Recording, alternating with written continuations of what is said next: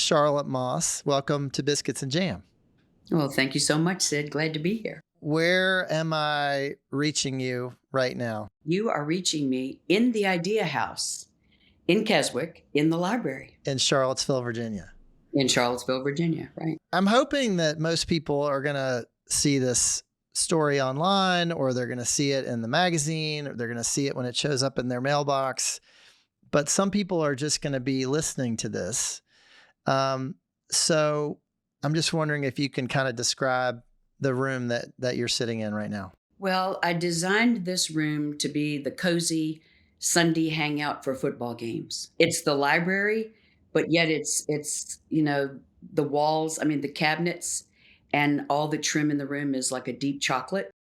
So it's a very cozy, warm color scheme. And it faces the back of the house, which faces the lake, which so much of this house does. But I really wanted this to be the room where you squirrel up in a chair with your dog, read a book, or, watch your favorite football team. Yeah, you wanted people to feel comfortable in there and just hang Absolutely. out on a Saturday. Yeah, all over the house. But this room, dogs can make themselves comfortable in chairs as well. And I know you love your dogs. I do love my dogs. Yeah. So, Charlotte, talk to me about your connection to Charlottesville. I mean, it's not an accident that we partnered on this project together. Tell me a little bit about your ties to Charlottesville. My ties to Virginia start with my birth many moons ago. But I was born and raised in Richmond, and I now have family in Charlottesville. And so when my husband and I were talking about having a house in Virginia, this was actually at the beginning of COVID, I said, well, it's obviously Charlottesville because that's where family is, and that's where I want to be. Having lived in New York for such a long time, seeing family was always an orchestration, a flight, a schedule, something that, had to be masterminded, to get the family together, and which of course we still do. But I wanted the ability to just jump in the car and just go have a cup of coffee with my niece, and not for being with family to be such a big deal. Really important for me now. And so Charlottesville was a logical place. And we found a house, which just happened to be a 7-minute walk from my husband's driving range, which is perfect. Oh, that's convenient. Yeah. Yeah. And I love the house because it sits in like a circle, and we're totally surrounded by hedge, and it just feels very private and very, very much like in the country. But even though I know there are other houses out there somewhere, I feel very, very private. So you're from Richmond originally, which is what, about an hour up the road or something? An hour. Yeah, 60 miles. It's an hour. Easy trip. What are some things you love about Charlottesville as a town? I know you've spent a lot of time there. What are the things that have kept you coming back? Well, I was on the board of Monticello for 9 years. I'm now an emerita trustee. So the place is important to me. One, I love history. So being close to it is great. I wished we'd bought the house while I was on the board, so it would have been easier to commute to all those board meetings rather than coming from New York. But I love Charlottesville because, well, for all those reasons of being close to family, being able to be outside first thing in the morning to take a walk with the dogs, or, a Sunday morning just to be amidst green, which is in short supply on East 71st Street in New York. Yeah, right. And I really, I love the fact that it's more casual, but yet at the same, it's a very smart town. With UVA based here, there are just so many great things to do and take advantage of, whether it's film series, concerts, lectures, all of that. So I just feel just more engaged than New York is big, and you can be engaged, but it's just different. It's cozier. I don't know. Well, and being in a university town and just having all those students around and all the professors and, just the programming that's happening, the lectures you can go to, performances you can go to, that's got to be a treat. Yeah, and it sort of harnesses all this youthful energy and ways of thinking. And when you get older, you want to be connected to younger people because they think differently, and you learn from them, and they learn from you. So there's a great exchange there, I think, in this kind of community. Well, Charlotte, I want to come back to the Idea House and a little bit about Charlottesville in a minute, but tell me a little bit about the house that you grew up in. It was very casual. It was very casual. I mean, there were 5 kids. So there were 7 people and a dog living in this house.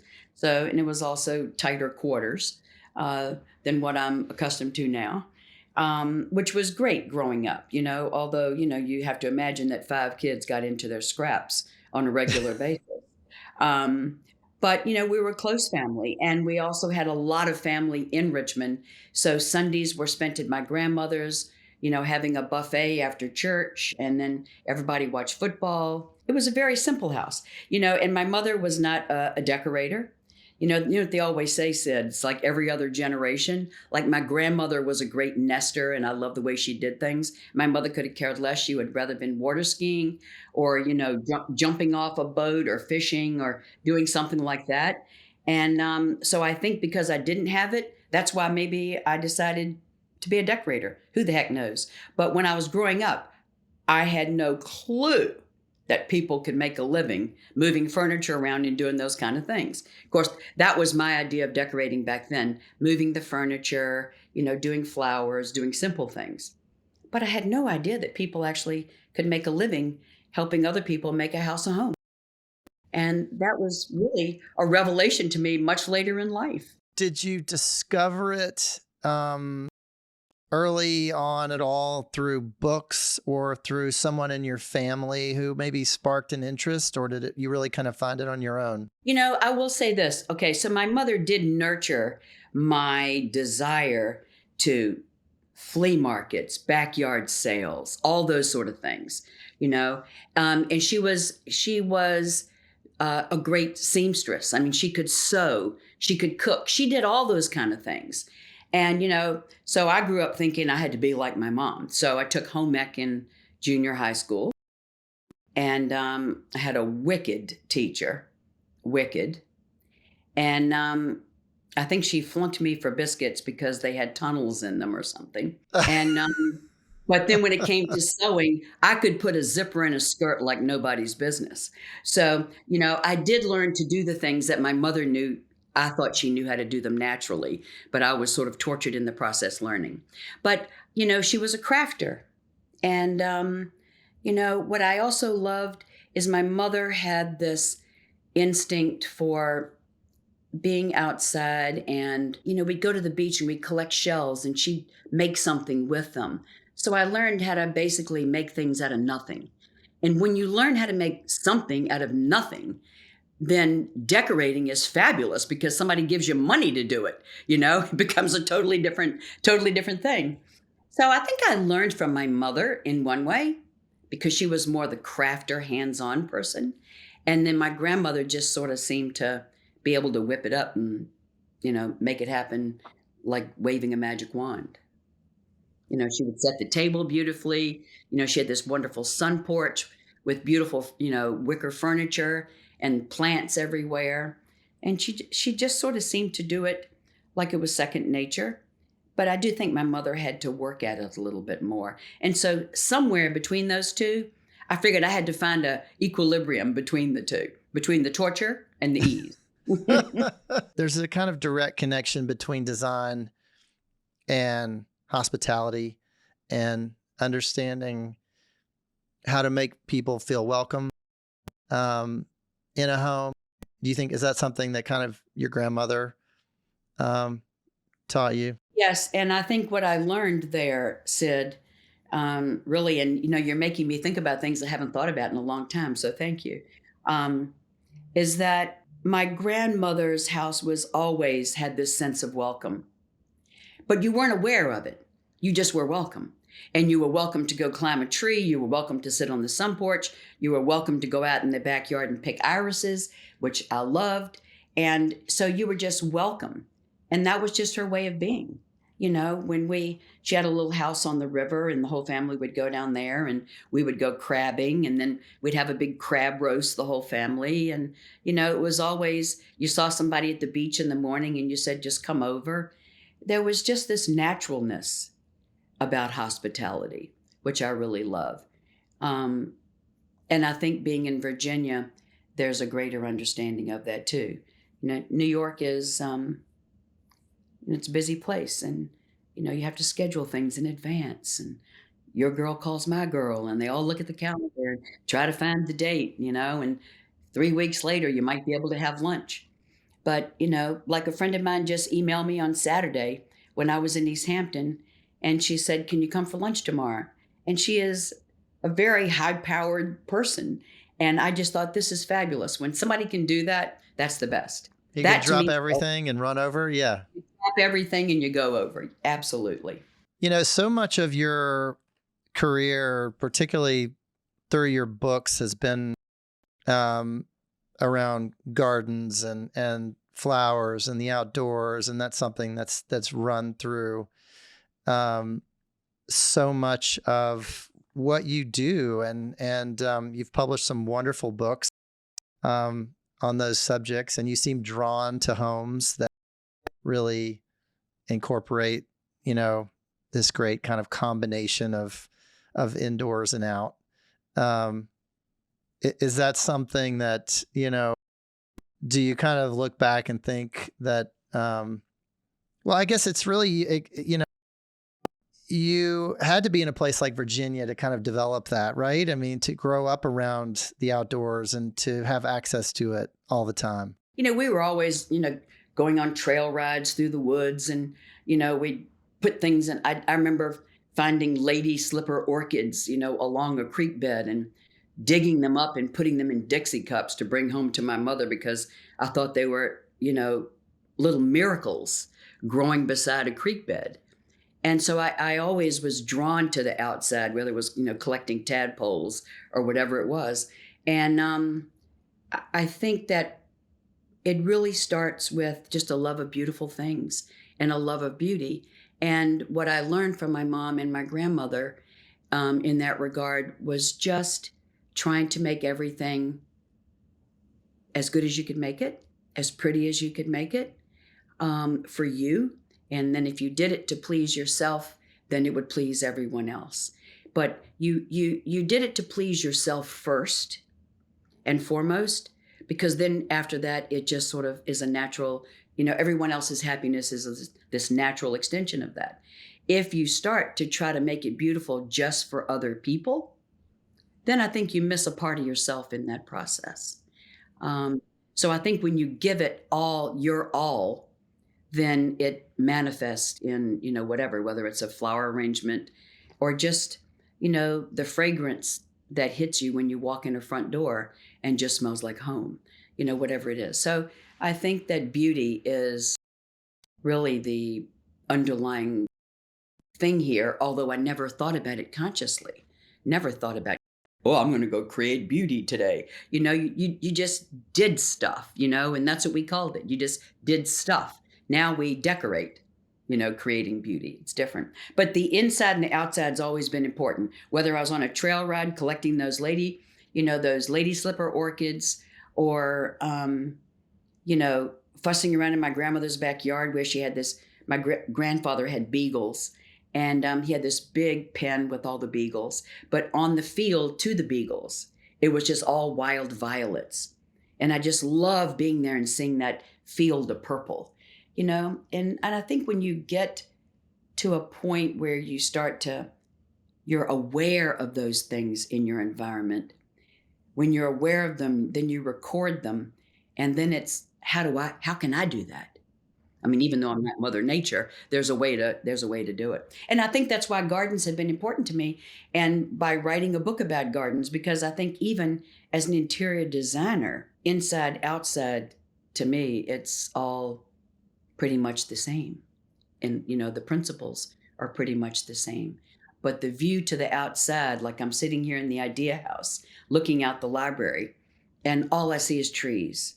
And so, what you see outside of a room also affects how you feel in a room. And I guess it affects your decisions too about what you want that room to look like. Yes, and particularly as it relates to this house, really made me think about the place that it's in, not just the plot, but also in Keswick, in Charlottesville, in Virginia.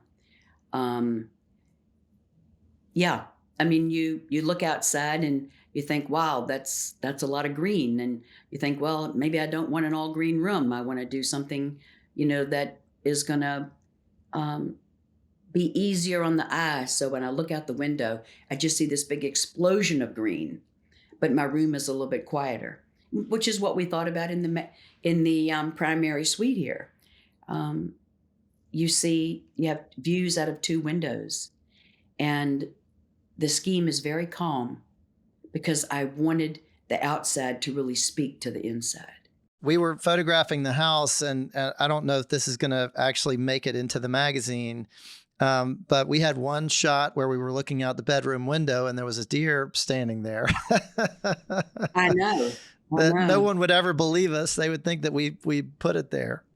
Well, that same day, there was a fox first, and then there were two deer later. And you would never think that you could catch a deer in motion in a photo, that surely someone would have thought you photoshopped that. But I swear on a stack of Bibles, Sid, it was real. It was real. I love that, and I just yeah, that'd be a pretty nice place to wake up, look out the window, and have a visitor. Charlotte, before we get into the house, I want to ask you something else just about your career. You had a very unconventional path. You had this business career for a number of years, and I'm wondering what are some things that you took from that experience that have served you as a designer. I mean, you're in a tough business. I mean, it's all about beauty, but it's also really, really challenging. What are some things you learned from your Wall Street days? Wow, it's a many layered response. Let me just say the first one I think is financial. I think, one of the things that I was tortured with while I was on Wall Street is one of my bosses, my great mentor, would send me home with these prospectuses of financial offerings on a Friday, like he thought I never had a date or anything. I was just going to spend my weekend reading prospectuses. But I learned how to sift through it and write a one-page summary of those offerings, which one was very important, one from a marketing standpoint. To be able to take a big document and drill it down to its salient points is that was really important. But I also learned how to read a financial statement. And so when it comes to finance, I mean, I was sort of stunned. Here I was out of Wall Street. I knew nothing about, bullion fringe versus campaign fringe versus any of that. It was all seat of my pants, learning it all. But what I did learn was the difference between gross and net. And that's a big one. And when you're writing contracts and you're working on a fee basis. So I understood that, wow, a lot of people didn't understand how to evaluate margins on a project, or how to spend their time and how to value their time and be paid for their time. And it's a 24-hour day, Sid. So, you got to figure out if you're going to pay the rent and your staff, all that time is billable in some shape or form. So I learned so much about how to just sort of analyze the bottom line, or to look at a potential project and say to yourself, this is either going to be too time consuming, the contract's got to be too complicated, no client's ever going to sign a contract like that, or how to just look at, let's say, a certain size house and meet the client and look at one and look at the other and figure out, how do we get the two to meet, and how do you make it all work? Yeah, how do you make it all work? And I think by being around a bunch of stockbrokers all the time who are very bottom line oriented, who were always on the phone pitching things to clients. I heard all that. I heard all that. And I heard those conversations. And the most important thing that came out of that, Sid, quite frankly, was I knew I didn't want to do that my whole life. I was offered, a number of great opportunities. I never wanted to be a stockbroker. I couldn't wait to get out. And then luckily for me, my firm was merged with a larger firm. And that was my exit strategy. That was collect my bonus, which is what I did. And it went to the bank, and I had already planned a vacation to England. And I went on my vacation. And at the end of a week, I went, I need to have another week. So I called him up and said, I'm going to stay another week. And I spent about 3/4 of my bonus on antiques and bought a container and started my business. And as soon as I came back, I said adios. It was so liberating.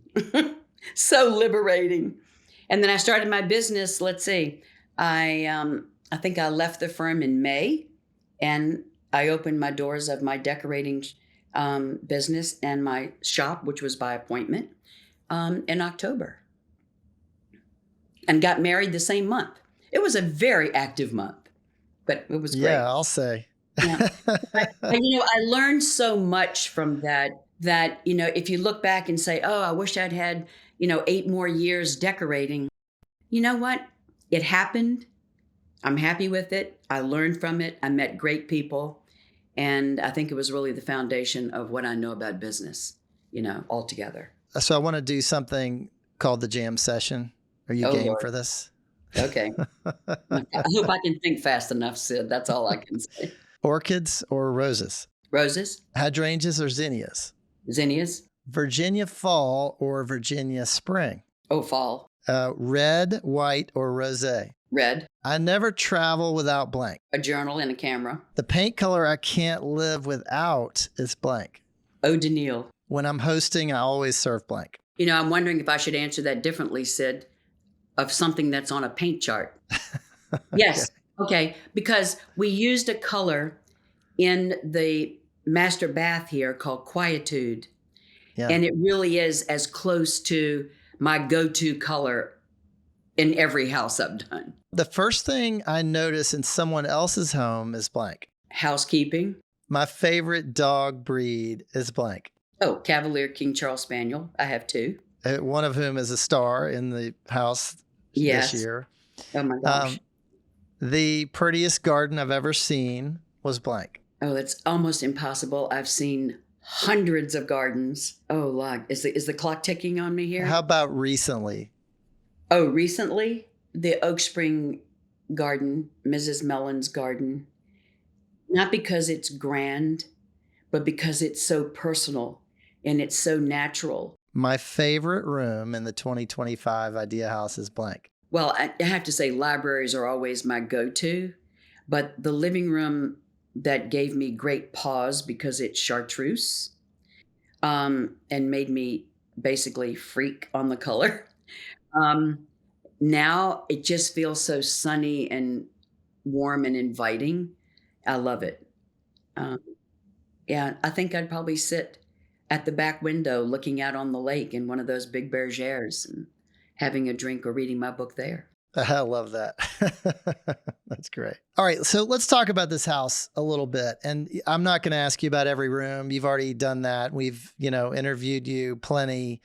But there are a couple rooms that I want to ask you about specifically. And one is the entry, which is very dramatic. And obviously it's the first thing you see when you walk in. It's your first experience of the house.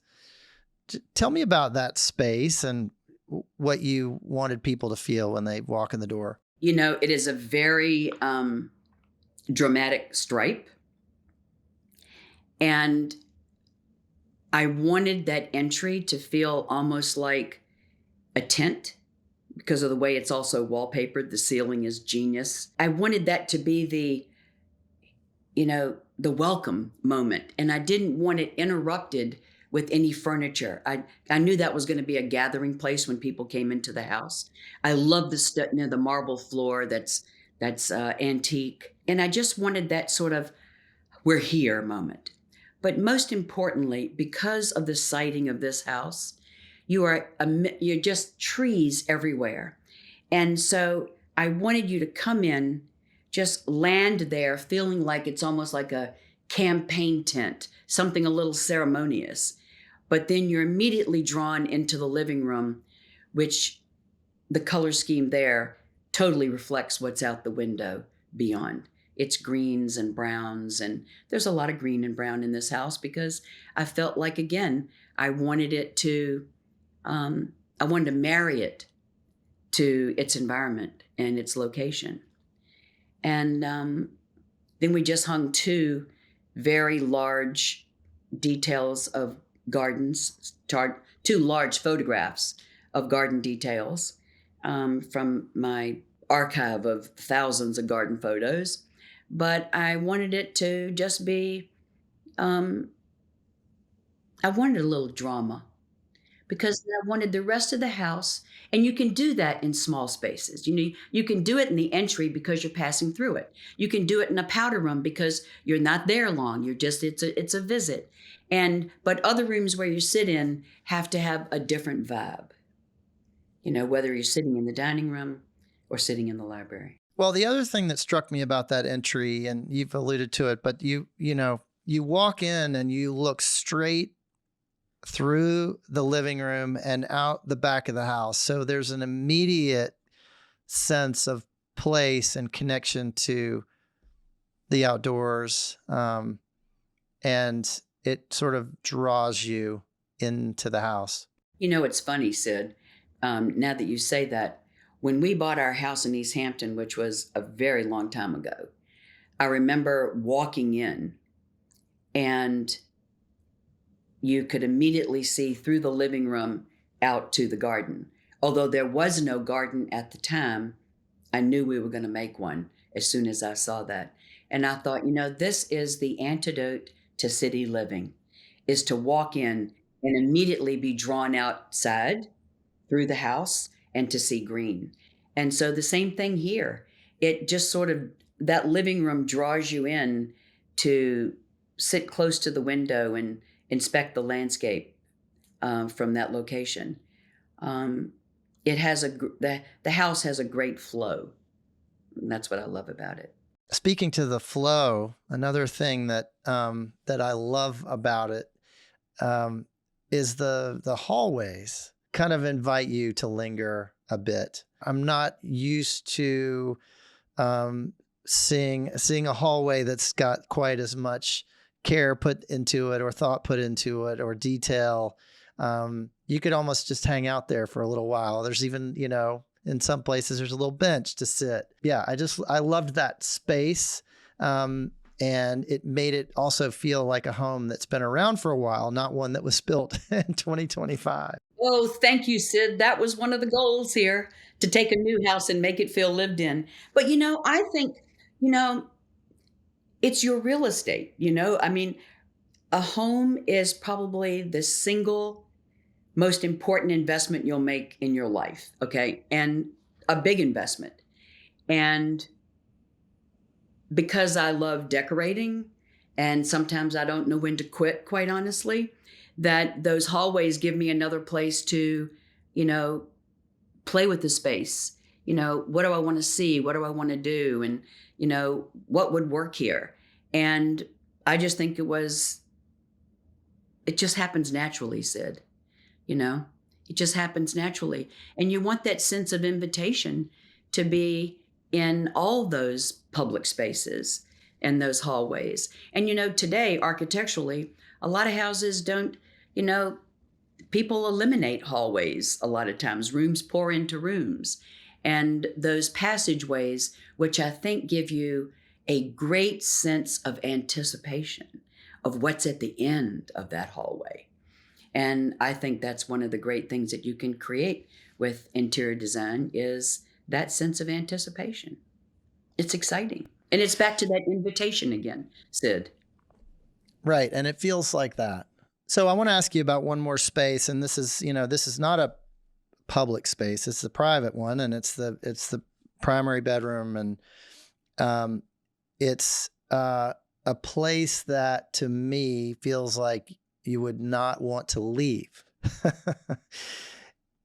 um, and it sort of envelops you.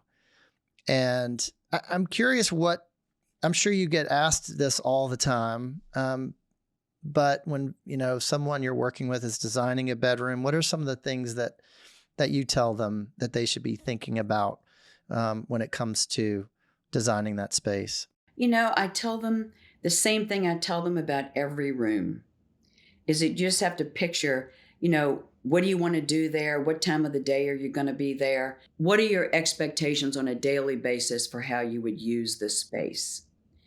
Some people, bedrooms are really important. They want to be able to do a number of things in their bedroom, not just sleep, but, we put a secretary there for writing a letter or a check, whatever it is you have to do, and a chaise for reading. I think you should have options. I think everybody should have options.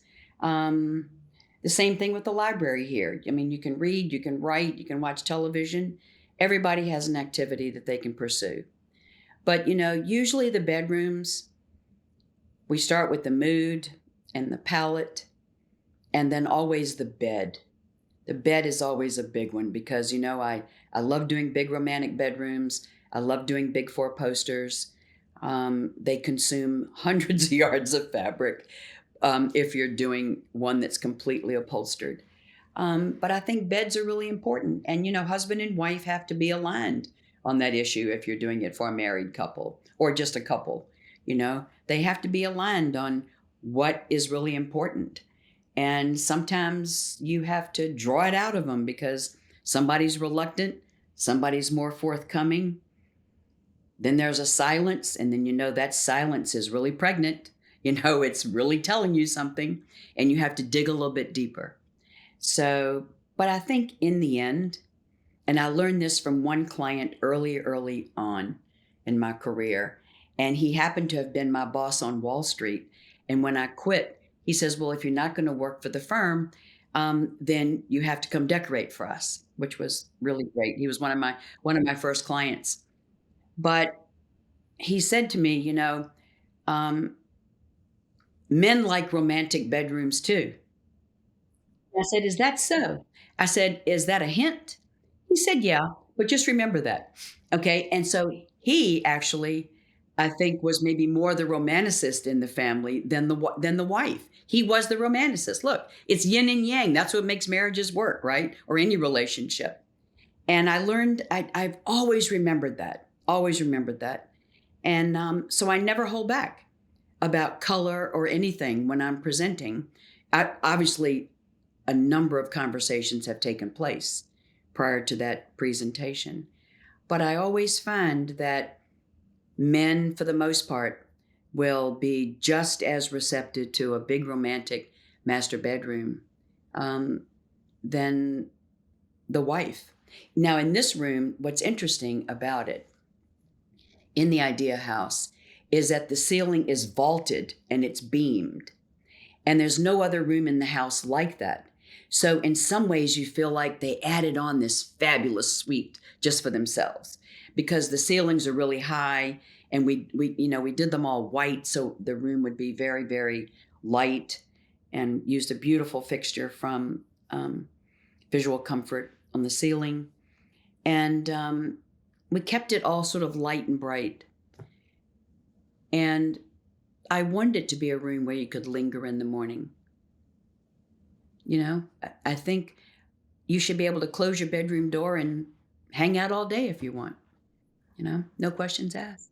Charlotte, I know this has been quite a journey for you, and it's an intense process. It's a lot of time. When you get to the end of a project like this, and you've invested so much in it and so many ideas, and you want everything to be just right. What does it feel like for you to be at the end of this? Do you feel a little bit of sadness at all that it's over, or is it just a great sense of relief that you that you got it done? Well, I think it's a great relief to have done it on time, Sid.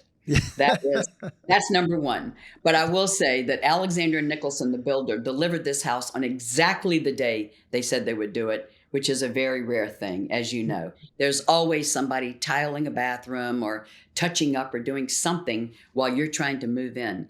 And this house was ready for us.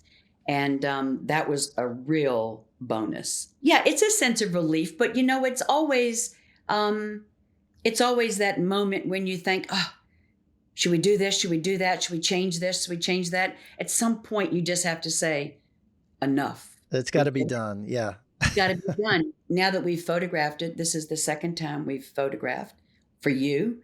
And then, this book that we're creating for the show house. It's been a journey and it's been a challenge.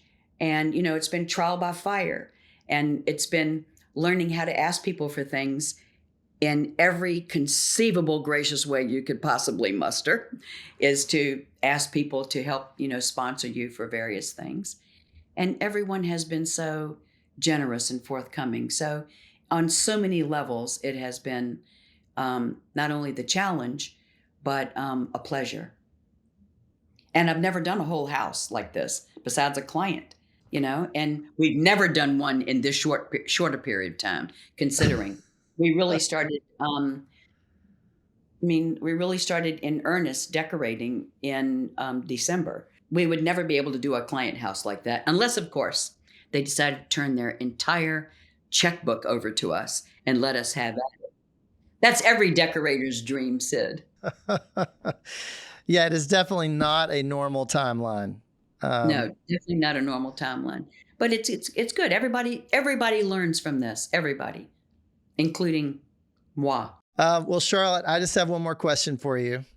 You've spent so many years in New York, and now you're spending a lot more time back in Charlottesville and back in the South, kind of reconnecting with that part of your life. What does it mean to you to be Southern? There are certain parts of that are almost inexplicable. There is an I don't know, sometimes I say this amongst my Yankee friends and they think, oh, you're just full of it.